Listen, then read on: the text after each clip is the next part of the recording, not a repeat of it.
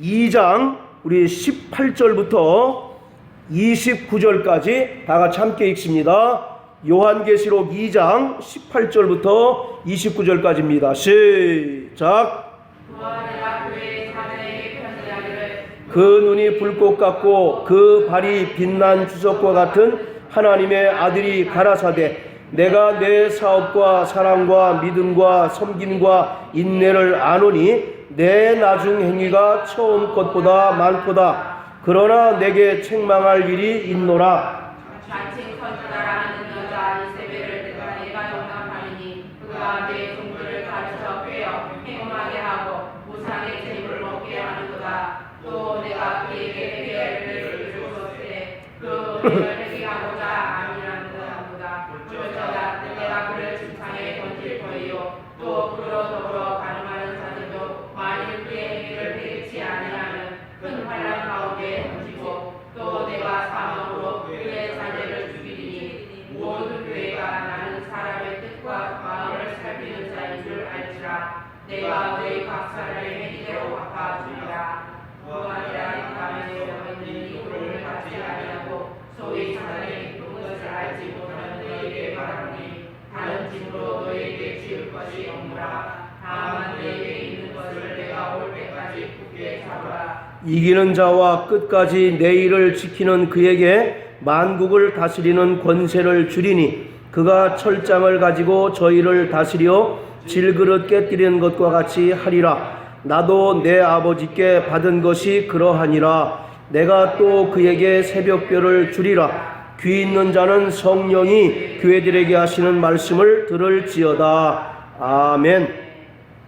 오늘은 네 번째로 두아디라 교회에 주신 말씀입니다. 성경은 세상과 벗이 되는 것을 교회가 가장 경계해야 할 문제다라고 말씀하고 있습니다. 마태복음 10장 34절에 보면 예수님께서 말씀하시기를 내가 세상에 화평을 주러 온 줄로 생각지 말라. 화평이 아니라 검을 주러 왔다.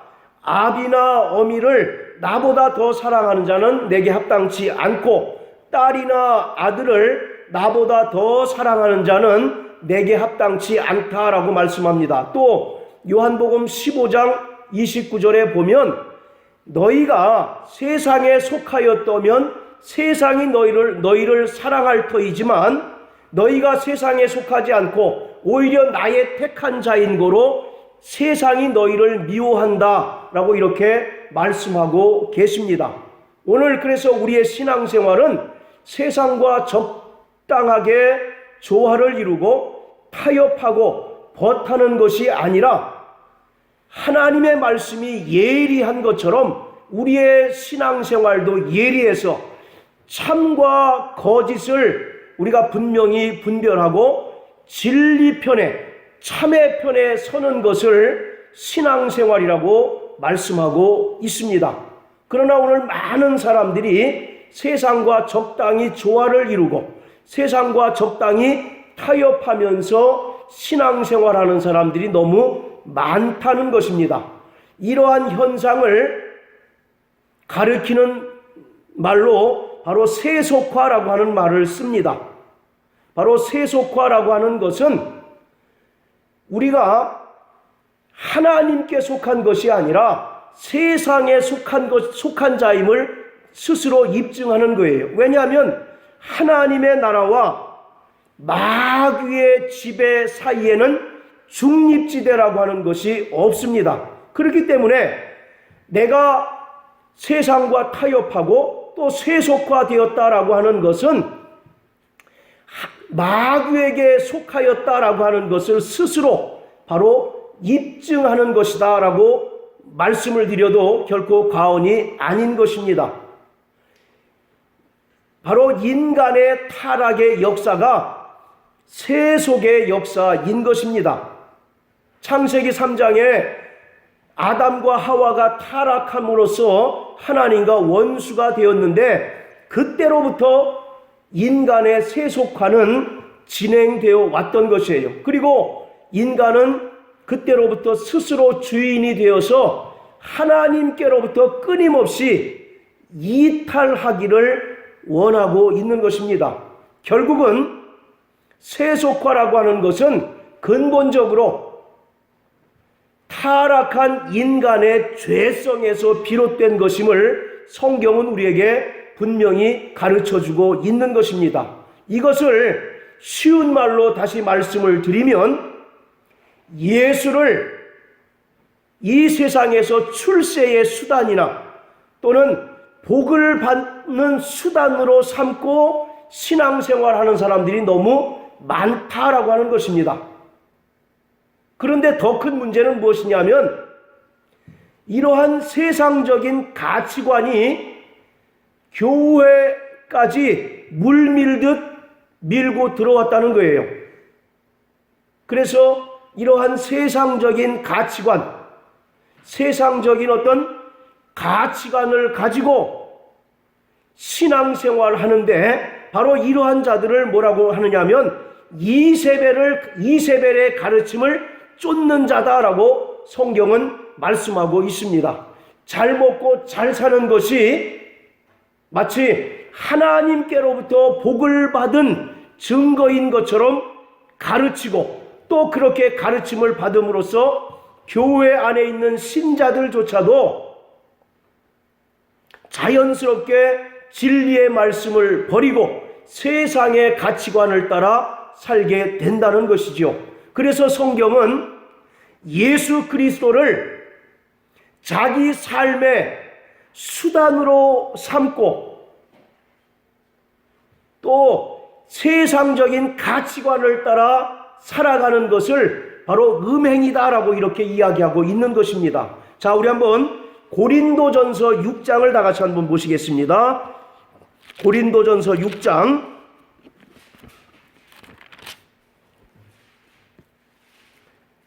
자, 9절부터 우리 11절까지만 다 같이 한번 읽습니다. 고린도전서 6장 9절부터 1절까지입니다. 시작. 우리 한 자가 하나님의 나라를 미혹으로 받지 못할 줄을 알지 못하느냐. 미혹을 받지 말라. 음란하는 자는 우상 숭배하는 자나 간음하는 자나 탐색하는 자나 남색하는 자나 도적하는 자나 술 취하는 자나 후욕하는 자나 토색하는 자들은 하나님의 나라를 유업으로 받지 못하리라. 너희 중에 이와 같은 자들이 있더니 주 예수 그리스도의 이름과 우리 하나님의 성령 안에서 씻음과 거룩함과 의롭다 하심을 얻었느니라. 아멘. 오늘 이와 같이 바로 영적인 간음을 하는 자들, 즉 예수 그리스도를 이 세상에서의 어떤 출세의 수단, 삶의 수단으로 생각하고 또 세상적인 가치관을 따라 살아가는 자들은 바로 음행하는 자들로서 하나님 나라를 유업으로 받을 수 없다라고 말씀합니다. 자, 또 야고보서 4장을 다 같이 한번 보십니다. 야고보서 4장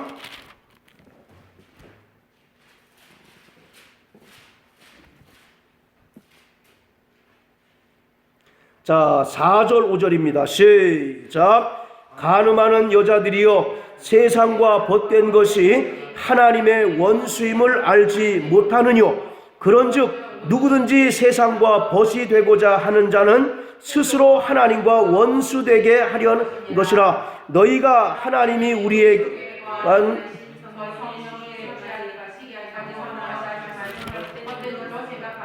아멘. 자, 됐습니다. 바로 4절에 간음하는 여자들이요 세상과 벗된 것이 하나님과 원수가 되는 것을 너희가 알지 못하느뇨. 그리고 5절에 뭐라고 얘기하냐면 하나님께서 우리 속에 거하게 하신 바로 영이 끊임없이 죄성으로 인하여 세상을 쫓아가게 만들고 세상과 벗되게 만든다라고 하는 것입니다.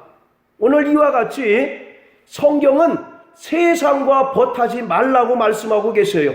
또 세상과 적당하게 타협하지 말고 세속화되지 말 것을 강력하게 우리에게 경고하고 계십니다. 이 마지막 시대에는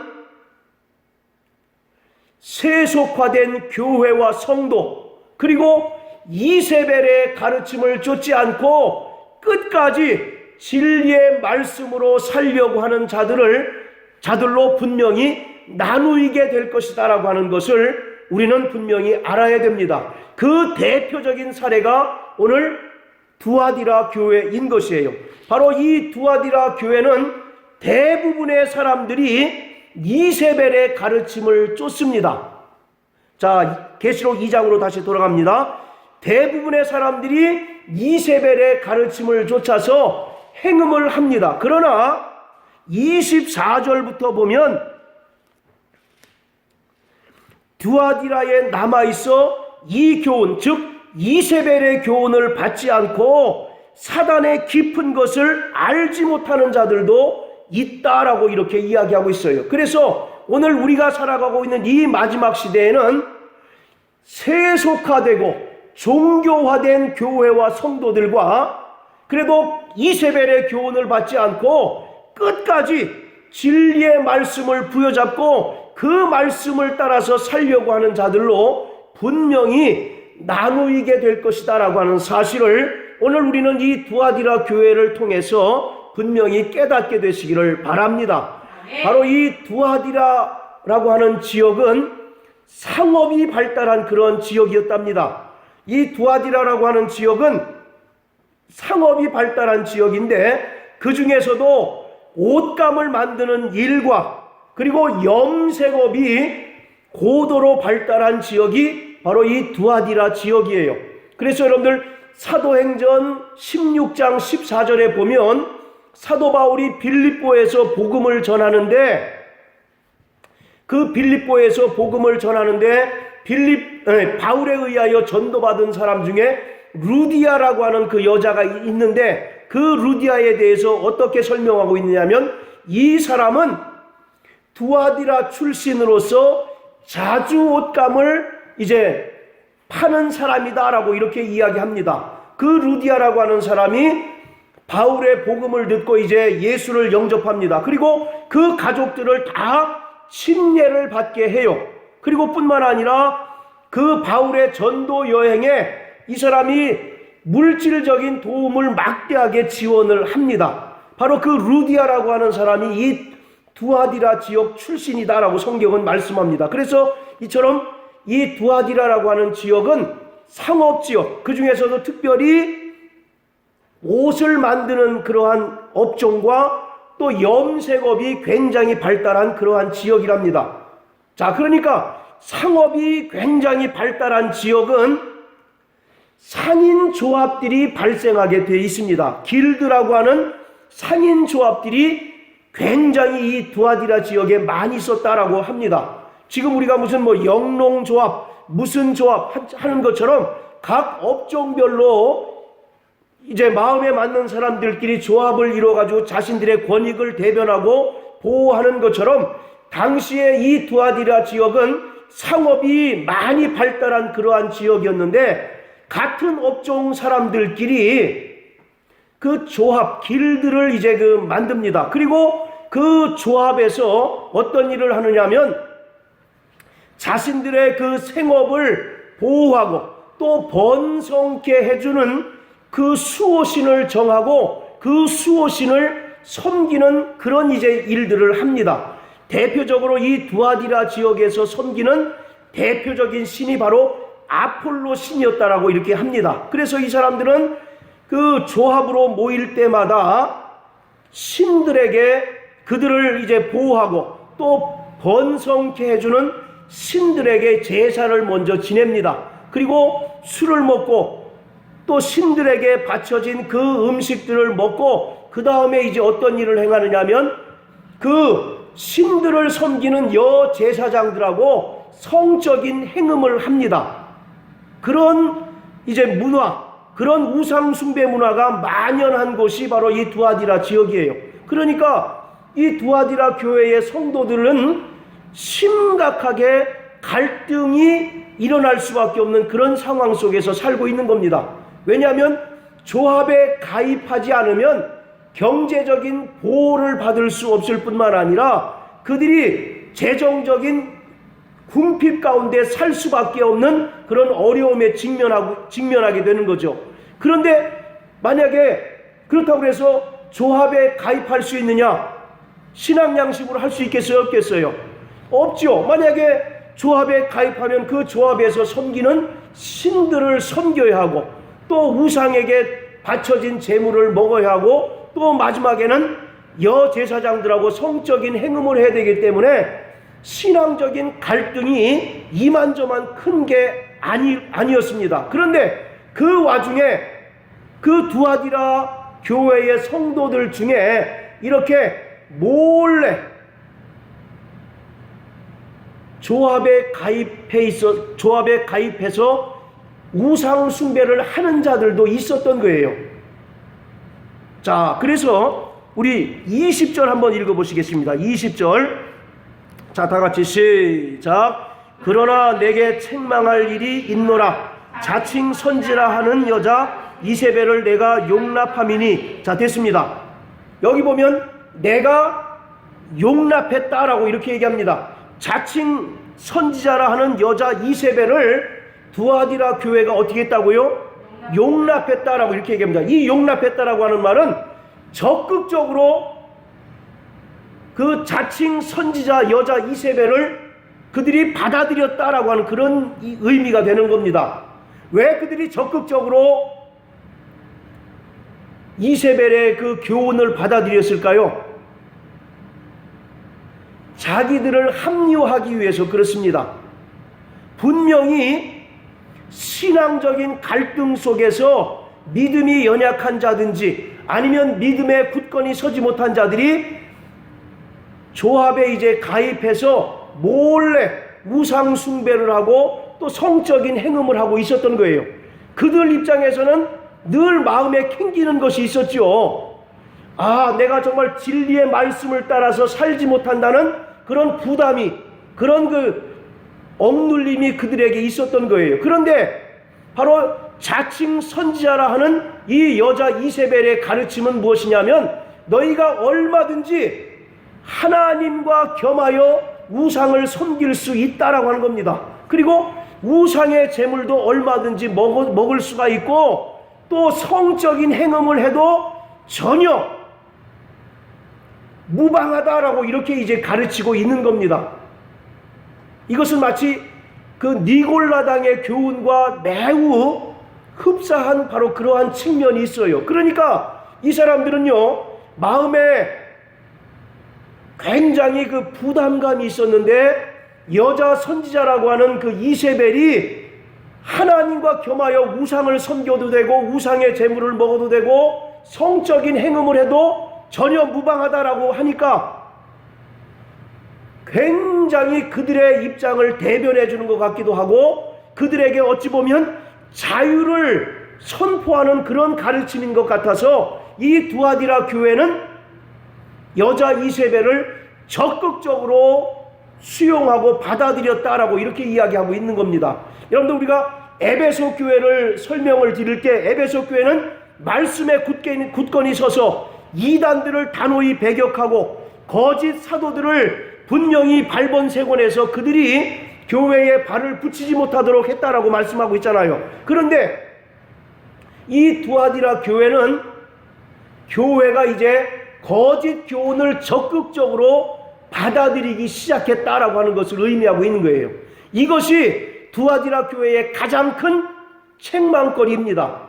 그들이 끝까지 진리 편에 서서 그 조합에 가입하지 않음으로 인해서 재정적인 궁핍을 당할지라도 끝까지 진리 편에 서서 신앙을 고수해야 됨에도 불구하고 세상과 적당히 타협하고 있는 와중에 자칭 선지자라고 하는 이 여자 이세벨이 그 모든 것들을 다 무방하다라고 이렇게 가르치니까 그들에게는 굉장히 좋은 소식이었던 거예요.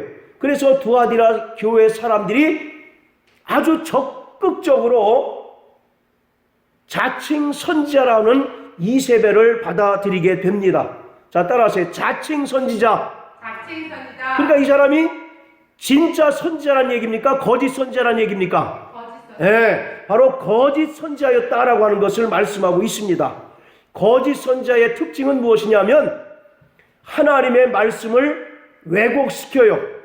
그리고 두 번째가 뭐냐면 하나님으로부터 계시를 받지 않고 자기 마음에 나는 대로 예언하는 자가 바로 거짓 선지자인 것입니다. 하나님은 분명히 진리편에 서라고 말씀하고 계십니다. 너희가 또 환난과 궁핍을 당할지라도 끝까지 신앙의 정절을 지키라고 말씀하고 계셔요. 그런데 이 거짓 선지자인 이세벨은 너희가 하나님을 믿고 구원받았으니까 얼마든지 육체로는 우상 숭배를 해도, 그리고 재물을 먹어도, 성적인 행음을 해도 무방하다라고 이렇게 가르치고 있다라고 하는 거예요. 그래서 자칭 선지자라고 이렇게 이야기하고 있는 겁니다. 자, 우리 여기 표시해 놓으시고 에스겔서 13장 다 같이 한번 보십니다. 구약 성경 에스겔서 13장.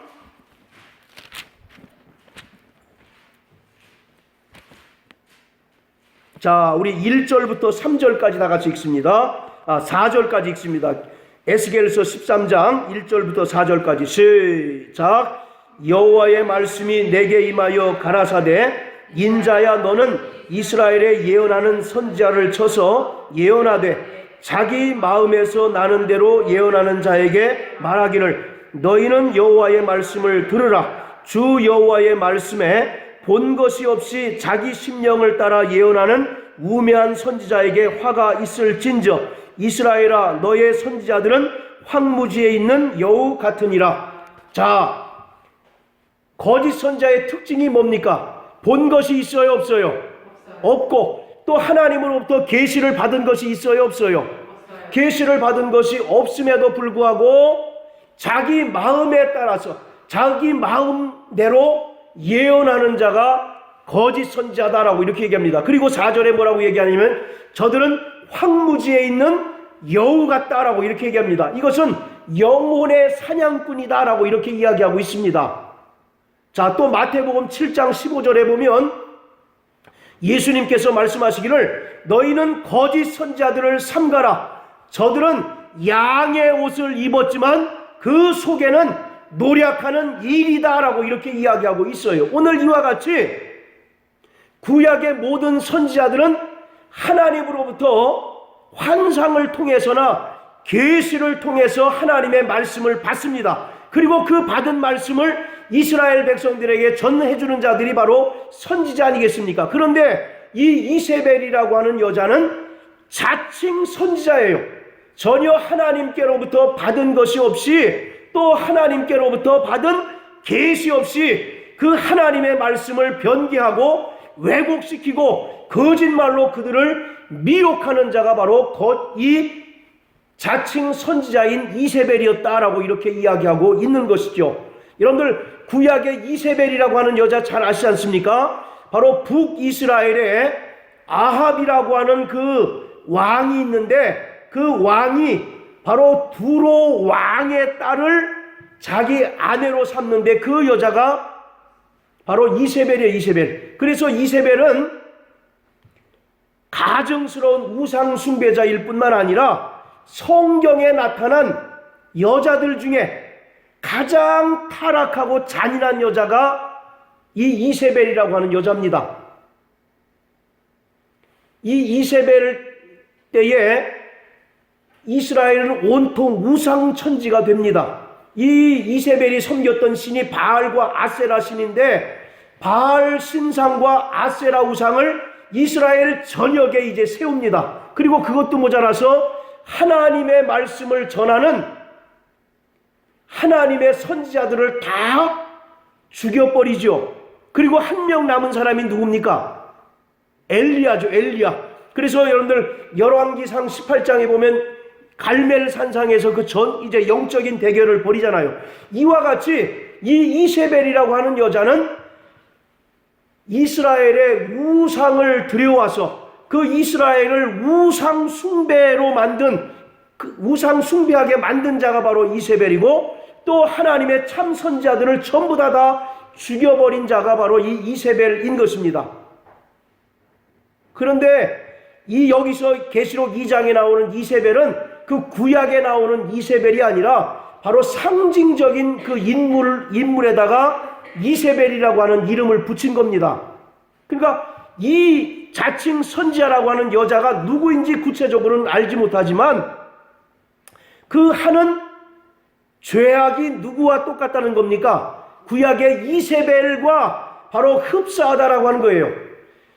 하나님만 섬기던 그 교회에 거짓말로 미혹함으로써 우상을 들여오고 또 우상 숭배케 함으로써 그들을 타락하게 만든 바로 그러한 여자였다라고 하는 거예요.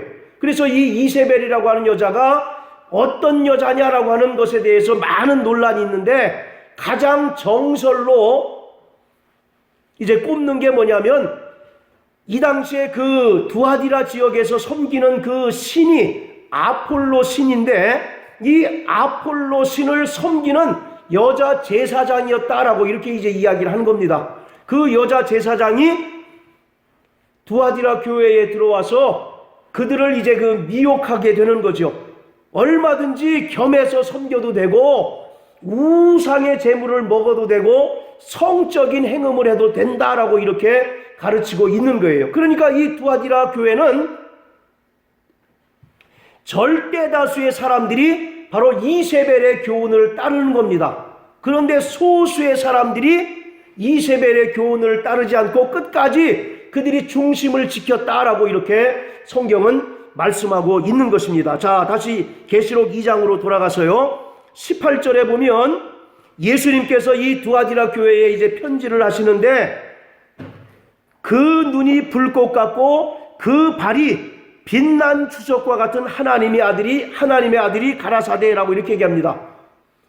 그 눈이 뭐와 같다고요?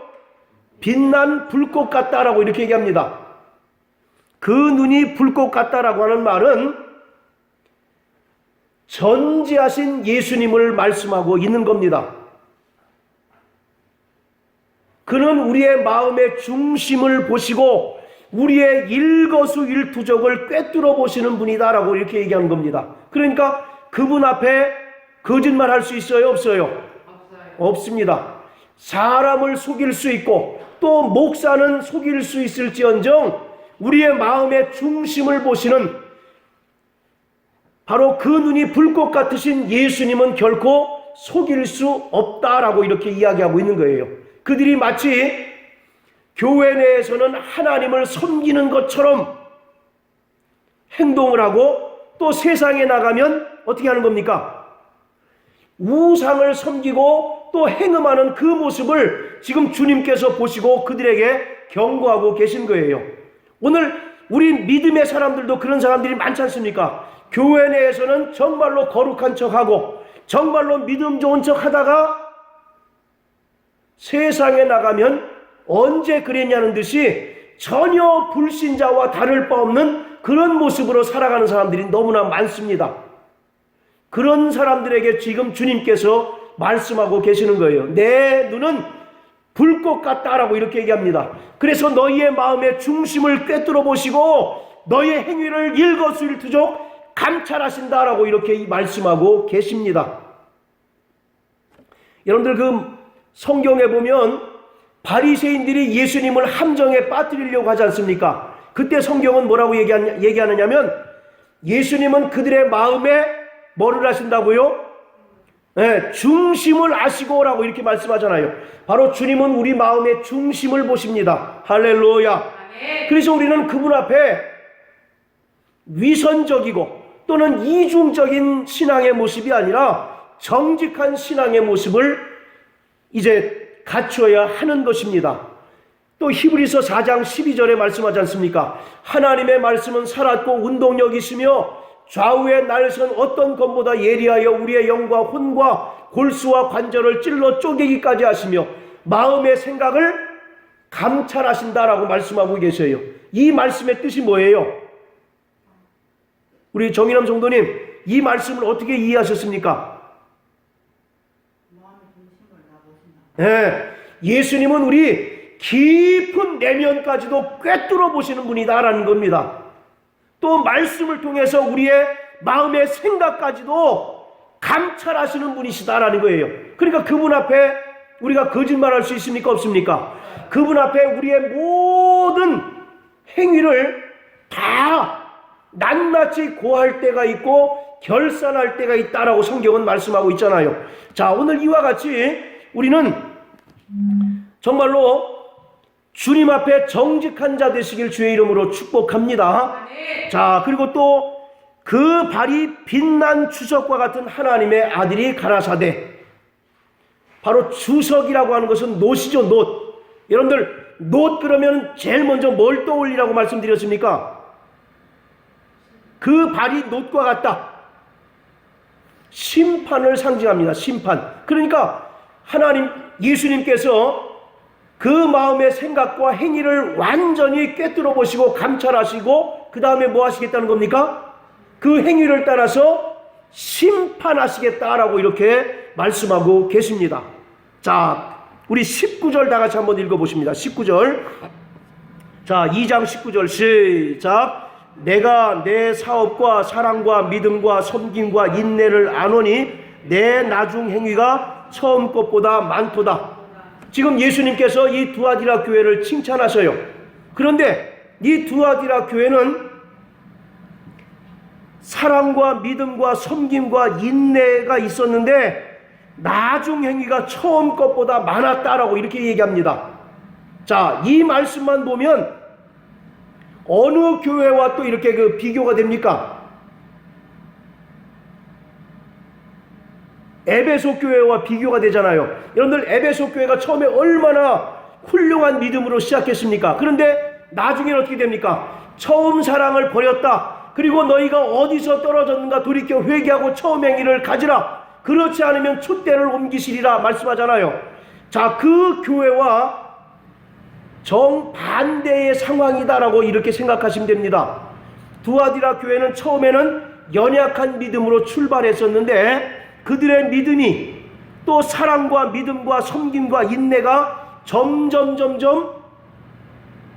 진보를 이루었다라고 이렇게 성경은 말씀하고 계셔요.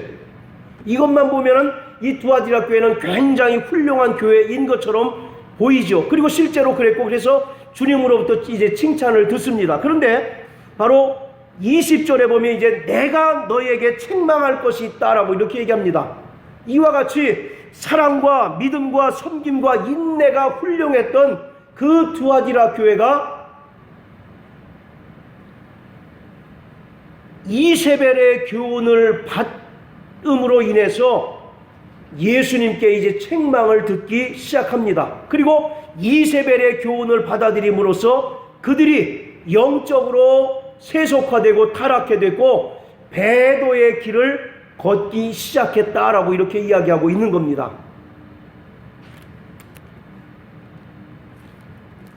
그래서 예수님께서 너희가 빨리 돌이키지 않으면 내가 너희를 심판하시겠다라고 이렇게 주님께서 말씀을 하고 계세요.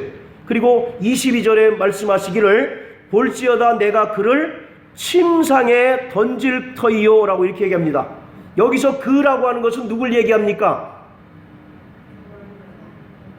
여기서 내가 그를 침상에 던질 터이요, 자칭 선지자라는 여자 이세벨을 얘기하는 거예요.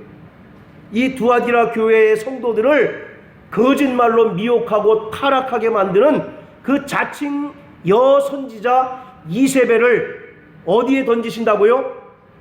침상에 던진다라고 이렇게 얘기합니다. 여기서 이 침대라고 하는 것은 불치병을 앓는 자가 이제 그 누워있는 그 침대를 얘기하고 있는 거예요. 그러니까 내가 그를 침상에 던진다라고 하는 말은 자칭 선지자, 그래서 두아디라 교회의 성도들을 미혹해서 영적으로 타락하게 만든 이 이세벨을 사망에 이르게 하시겠다라고 하는 바로 그러한 이야기입니다. 그리고 그 뒤에 보면 뿐만 아니라 그 이세벨의 교훈을 따라서 영적인 행음을 하는 그 두아디라 교회에게 큰 환난을 던져버리시겠다, 즉 심판하시겠다라고 이렇게 말씀하고 계십니다. 오늘 우리는 정말 예수님께서 우리의 일거수일투족을 다 보시는 줄 믿고 오늘 주님 앞에 정직한 심령으로 신앙생활한 자들이 되시길 주의 이름으로 축원합니다. 주님께서는 불꽃 같은 눈으로 우리의 모든 것을 보시고 감찰하실 뿐만 아니라 그 발이 빛난 추적과 같은 분이어서 우리의 모든 악한 행위에 대하여 반드시 심판하실 때가 있다라고 하는 사실을 바로 설명하고 있는 것입니다. 자, 그런데 24절부터 보시면 이 두아디라 교회에 전부 다 이렇게 영적으로 타락한 자들만 있는 것이 아니라 끝까지 믿음의 정절을 지킨 사람이 있다는 겁니다. 그래서 24절에 뭐라고 얘기하냐면 두아디라에 남아있어 이 교훈을 받지 않고 사단의 깊은 것을 알지 못하는 자들이 있었다라고 이렇게 얘기합니다. 주님은요, 남아있는 자들에게 관심이 있으셔요. 누구에게 관심이 있다고요? 예, 바로 이렇게 끝까지 믿음의 정절을 지키고 세상의 교훈을 받지 않고 세속화되지 아니하고 영적인 타락의 길, 배도의 길을 가지 않는 소수의 남아있는 자들을 기뻐하시고 그들을 칭찬하시는 분이 바로 예수 그리스도이십니다. 여러분들 그 구약에 보면 이스라엘 백성들이 바벨론에 의해서 완전히 포로가 돼가지고 완전히 멸망하고 포로 생활을 하죠. 그때 하나님께서 뭐를 약속하시냐면 내가 이스라엘에 남아있는 자들을 통해서 또 내 약속을 계속 이루어 가시겠다라고 이렇게 이야기를 하고 계셔요. 오늘 우리는요, 진리편에 있는 자는 수적으로 보면 다수겠습니까? 소수겠습니까? 예, 절대 소수지요. 그래서 마태복음 7장에도 보면 좁은 길로 가라. 멸망으로 인도하는 길은 그 문이 크고 길이 넓어서 따르는 자들이 많으나 생명으로 인도하는 문은 그 문이 좁고 협착해서 많은 사람들이 가지 않는다라고 이렇게 이야기하고 계셔요. 오늘 우리는요, 끝까지 진리편에 서는 소수인자 되시길 주님의 이름으로 축원합니다. 오늘 주님께서는 사람이 많다라고 해서 그들에게 관심이 있는 것이 아니라 끝까지 비록 절대적인 열세고 절대적인 소수일지라도 끝까지 믿음을 지키고 진리편에 서고 또 진리를 따라 살아가려고 몸부림치는 자, 그러한 자들을 사랑하시고 또 그러한 자들을 축복하시는 줄을 믿으셔서 일평생 진리 안에 거하는 자 되시기를 예수님 이름으로 축복합니다. 할렐루야. 자, 그런데 예수님께서 이제 그러한 자들에게 상을 약속하십니다. 자, 25절부터 우리 28절까지 다 같이 한번 읽어보시겠습니다. 자, 시작.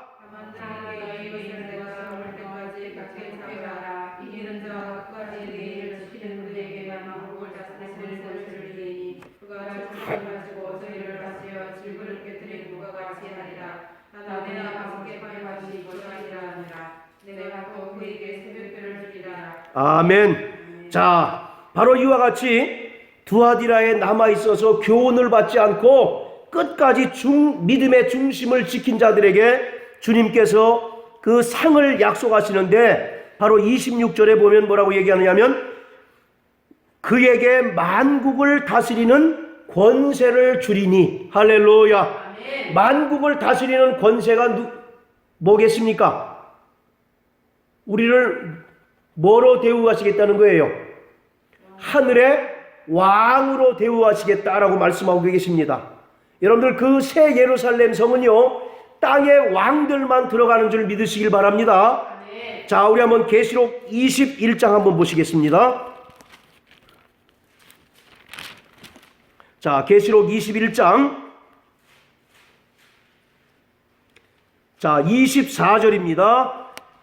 자, 시작. 만국이 그 빛 가운데로 다니고 땅의 왕들이 자기 영광을 가지고 그리로 들어오리라. 또 26절에 보면 사람들이 만국의 영광과 존귀를 가지고 그리로 들어오겠고. 할렐루야. 그런데 27절에는 무엇이든지 속된 것이나 가증한 일 또는 거짓말하는 자는 결코 그리로 들어오지 못하되 오직 어린 양의 생명책에 기록된 자들만 들어온다라고 말씀하고 계셔요. 그래서 바로 다시 2장으로 돌아가서요, 그에게 만국을 다스리는 권세를 주신다라고 하는 것은 우리를 땅의 왕이 되게 하시겠다라고 하는 겁니다. 그리고 땅의 왕들만 어디에 들어갈 수 있었습니까? 새 예루살렘 성에 들어갈 수 있었다라고 이렇게 있다라고 성경은 말씀하고 계신 거죠. 그리고 또 27절에 보면 그가 철장을 가지고 저희를 다스려 질그릇 깨뜨리는 것과 같이 하리라. 나도 내 아버지께 받은 것이 그러하다. 철장이라고 하는 것은 그 막대기를 얘기합니다. 왕이 가지고 있는 그 권위를 상징하는 바로 막대기예요. 막대기. 그 막대기로 질그릇 깨뜨리는 것과 같이 저희를 깨뜨리시겠다라는 얘기예요. 그러니까 세상 교훈을 따르는 자들, 그리고 세상과 적당히 타협하고 주님 앞에서는 거룩한 척, 교회에서는 정말 신앙 있는 척 하다가 세상에서는 언제 그랬냐는 듯이 세상과 적당히 타협하고 세상과 바로 친구 삼는 자들을 주님께서는 철막대기로 완전히 부수어 심판하시겠다라고 말씀하고 계십니다.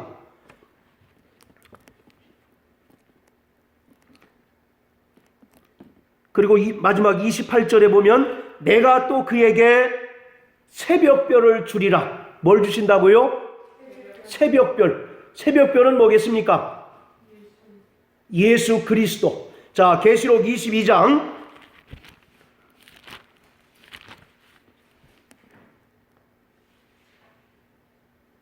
자, 16절입니다. 다 같이 시작. 나 예수는 교회들을 위하여 내 사자를 보내어 이것들을 너희에게 증거하게 하여라. 나는 다윗의 뿌리요 자손이니 곧 광명한 새벽별이니라. 다시 한번 시작. 나 예수는 교회들을 위하여 내 사자를 보내어 이것들을 너희에게 증거하게 하여라. 나는 다윗의 뿌리요 자손이니 곧 광명한 새벽별이라 하시더라. 아멘. 자, 이기는 자에게 뭘 주시겠다고요? 새벽별. 새벽별이 뭐라고 그랬습니까? 예수 그리스도. 예수와 함께 저 영광스러운 하나님의 나라를 주고 하나님 나라의 영광과 권세를 끝까지 믿음의 정절을 지킨 자들에게 주시겠다라고 하는 겁니다. 사랑하는 성도 여러분, 오늘 우리는 이 마지막 시대에 살아가고 있는 자들로서 끊임없이 자신의 신앙을 점검해 봐야 하는 겁니다. 내가 예수를 바로 믿고 있는가? 아니면 교회에 예배당에 나오면서도 내 세상적인 욕망, 내 세상적인 이기적인 욕심을 채울 하나의 방편으로 하나님, 예수님을 섬기고 있지는 않는가? 여러분들 지난주에도 말씀드렸지 않습니까? 구약의 이스라엘 왕 중에 므낫세라고 하는 사람이 있었죠. 그 사람의 악행이 뭐였습니까? 하나님의 성전에 뭘 갖다 놓은 겁니까? 1월 성신을 섬기는 제단을 쌓아놓고 각종 우상들을 섬기는 제단을 하나님의 성전에 그대로 옮겨놨어요. 그러면서 하나님이든 바알이든 아세라든 또는 1월 성신이든 내게 복을 주는 신을 내가 하나님으로 섬기겠다라고 이렇게 말씀하고 있지 않습니까? 그 타락한 모습이 오늘 우리의 모습이 아니기를 진심으로 바랍니다. 아멘. 세상 많은 사람들은 하나님을 마치 도깨비 방망이처럼 생각하는 경우가 많아요. 금 나와라 뚝딱, 은 나와라 뚝딱 하면 은 주시고 금 주시는 그러한 기복적인 하나님으로 생각할 때가 너무나 많습니다. 왜 하나님 내가 기도했는데 응답하지 않았습니까? 내게 왜 직장 주지 않고 내게 왜 물질 주지 않습니까? 나는 그러한 하나님 싫습니다라고 이렇게 고백하고 자기가 스스로 하나님을 만들어서 이 신이 내가 섬길 만한 진짜 신이다라고 이렇게 착각하는 사람들이 너무나 많다라고 하는 거예요. 그러한 자들은 구약의 므낫세와 별반 다를 것이 없는 자들입니다. 또 그러한 사람들은 이 두아디라 교회에서 세상과 적당히 밀당하고 세상과 적당히 조화를 이루고 세속화된 신앙생활을 살아가고 있는 두아디라 교회의 사람과 별반 다를 것이 없는 겁니다. 사랑하는 성도 여러분, 다시 한번 진심으로 부탁드립니다. 여러분들의 믿음을 점검하시길 바랍니다. 내가 예수를 바로 믿고 있는가? 아니면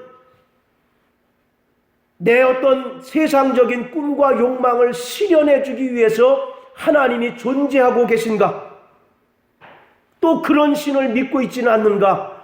정말로 우리는 자신의 믿음을 점검하고 자신의 믿음을 끝까지 말씀을 통해서 비춰봐서 점검해야 될 필요가 있는 거예요. 오늘 많은 사람들이 복 주시는 하나님, 또 내게 세상적인 욕망을 실현시켜주는 하나님쯤으로 하나님을 생각하고 오해할 때가 너무나 많습니다.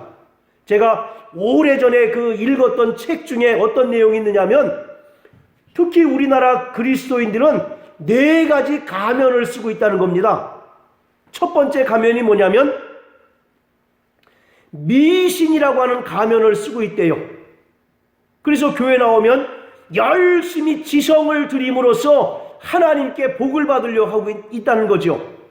여러분들 지성이면 감천이라는 얘기 들어보셨죠? 그러니까 그게 바로 미신의 대표적인 그 사례 아니겠습니까? 그래서 우리가 교회를 다니고 예수를 믿고 구원받았다고 하지만 여전히 우리 속에는 미신적인 요소가 있어서 내가 열심히 선행을 쌓고 열심히 공력을 쌓음으로써 하나님께로부터 뭔가 복을 얻으려고 하는 미신적인 요소가 우리 가운데 있다라고 하는 거예요.